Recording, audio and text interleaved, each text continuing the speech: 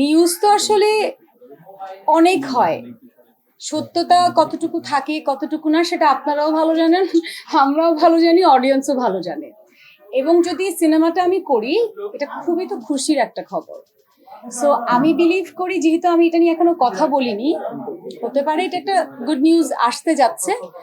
আমি হয়তো এটা নিয়ে এখন কিছু বলতে চাচ্ছি না, কারণ হয়তো নতুন কোনো সারপ্রাইজ নিয়েই হয়তো আপনাদের সামনে আসব। আপনারা অনেক নিউজ করেছেন, এটা আমি দেখেছি, আমি নিজেও দেখেছি, বাট আমি তখন আসলে কিছু বলিনি। বাট আমার মনে হয় আর কয়েকটা দিন একটু ওয়েট করতে হবে এই অ্যান্সারটা পাওয়ার জন্য। বাট যদি হয় তাহলে কেন না, বিকজ তার মতো একজন অ্যাক্টর এবং তার মতো একজন গুণী অ্যাক্টর, বা ওটা তো আসলে মানে বাংলার কাজ, বাংলাদেশের না।